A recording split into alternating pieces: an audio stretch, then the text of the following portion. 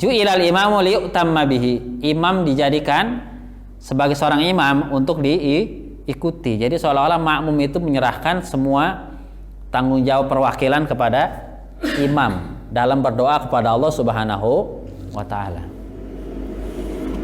Jadi aslinya orang itu kan bisa langsung sholat kepada Allah Subhanahu wa taala, nggak usah pakai apa?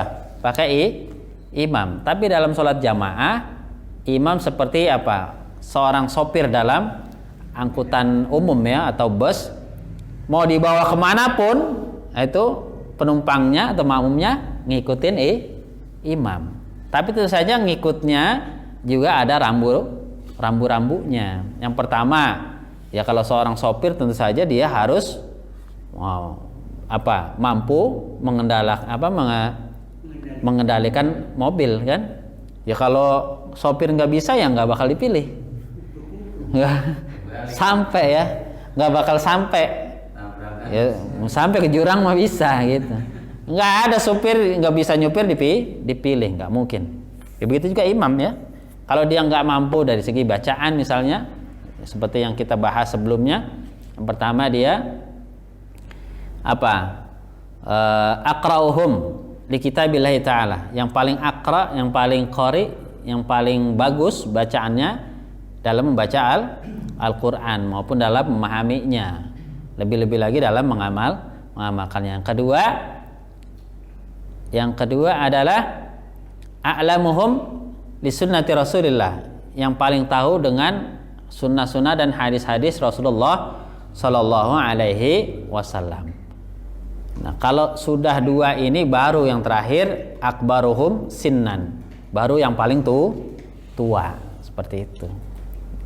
Jadi kalau misalnya siapa yang paling qori atau yang paling paham Quran, ada 3 orang, maka 3 orang ini punya kesempatan yang sama untuk jadi imam. Turun kriteria kedua, di antara 3 ini siapa yang paling tahu hadis? Ternyata hanya 2 orang, maka 2 orang ini yang lebih berhak jadi imam. Dari 2 orang ini kemudian diteliti lagi siapa yang lebih tua, maka salah satu di antara yang paling tua lebih utama lagi jadi imam. Seperti itu.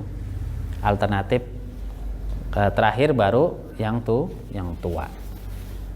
Kalau anak bercanda itu tanggung jawab imam kan? Apanya?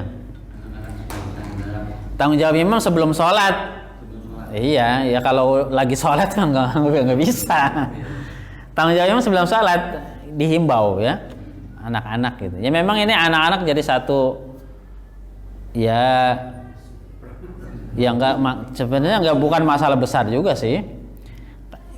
Sebenarnya ya memang kita itu sholat perlu ketenangan agar khusyuk, karena ada bocah itu kadang-kadang nggak khusyuk. Tapi adanya bocah juga di musola dan masjid itu juga sebenarnya untuk pendidikan buat mereka ya, agar mereka dapat suasana beribadah seperti itu. Nah harusnya begitu. Kebanyakan anak-anak kita ribut karena nggak ada bapaknya. Bapaknya lihat tadi belum baik. Nah ada juga bapaknya ada tapi diem aja. Harusnya bapaknya yang paling awal tuh ya. Tong, nih ngikut baba kamu sholat ke masjid. Mau ngapain ke masjid? Mau sholat. Boleh nggak main? Kalau sholat ya nggak boleh kan begitu. Jadi ajak ngobrol seperti itu. Tujuannya ke musola ke masjid mau ngapain? Baba ngasih, asal jangan dibuat bercanda. Tapi jangan kita jangan kembali kemari loh gitu. Itu jadi doa nanti ya. Jangan balik kemari nanti nggak ada jamaahnya nih musola masjid. Kalau dia udah gede gimana? Begitu ya. Karena ini anak-anak kita adalah ya calon-calon jamaah di masa depan nanti. Ya kalau mereka nggak kenal musola dari usia dini ya repot nanti ke depannya. Karena itu ya kebanyakan itu. Ya memang orang sekarang lebih banyak ngisi pasar daripada ngisi rumah ibadah, lebih banyak ngisi stadion sepak bola daripada rumah ibadah ya. Ya pasar kan ya, mall itu juga pasar hitungannya, cuman lebih modern aja.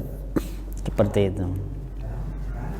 Jadi imam itu menanggung bacaan daripada makmum dan juga memelihara terhadap makmum itu segala rukun, sunnah dan bilangan rokaat. Tapi imamnya ternyata keliru, harusnya 4 rakaat, baru 3 rakaat dia tasahud, maka berlaku etika berjamaah, makmum ngingetin. Kalau laki-laki dengan bacaan subhanallah, perempuan dengan dengan bertepuk. Makanya kalau ada yang bertepuk berarti ya itu ya kayak perempuan. Karena tanda negur untuk laki-laki itu bertasbih subhanallah. Perempuan baru bertepuk, menepuk begitu ya. Terus yang wajib mengingatkan yang mana? Yang paling depan, yang belakang persis. Rasulullah SAW itu selalu memposisikan sahabat-sahabat yang menurut beliau memang punya kapasitas di belakang beliau. Iya. Jadi memang itu sunnahnya. Jadi jangan ditaruh orang di belakang imam itu yang nggak tahu apa-apa, atau apalagi bocah ya, jangan. Kenapa? Karena kalau imam nggak bacaannya salah, yang benerin siapa? Harusnya yang belakang itu. Makanya Nabi itu milih ya, siapa-siapa yang persis di belakang beliau, terus agak di samping kiri kanan beliau. Bahkan imam batal kan mati ya? Nah itu dia, kalau imam batal makmum yang yang persis di belakangnya maju. Makanya harus yang paham. Kalau dia nggak paham dia nggak maju tuh ya. Bisa-bisa yang di sampingnya seperti itu. Makanya itu sunnah ya. Sebenarnya sunnah salat jamaah itu jadi makmum ya. Kalau jadi makmum itu, kalau banyak itu pilih yang di tengah, jangan yang kiri atau kanan, kecuali cuma berdua atau bertiga ya. Karena posisinya kan imam nih kalau misalnya jamaah 2 kan masih di sampingnya 2 orang itu. Tapi kalau udah 3 harus di tengah-tengah, imam di tengah, orang ketiga yang di tengah itu. Nah, ini yang harus kita paham. Makanya harus yang bisa yang di depan. Jangan yang orang awam atau orang sembarangan, itu jangan ya. Cuman orang sekarang memang gitu ya, kadang-kadang ada yang pede, cuman dia nggak tahu, ada yang tahu tapi nggak mau maju. Istilahnya kayak kebanyakan banget pahala gitu ya. Padahal itu apa? Rasulullah SAW pernah katakan, kalaulah kamu tahu gimana fadilahnya barisan pertama dalam sholat jamaah, pasti kepingin Kepingin diundi untuk menempati posisi itu.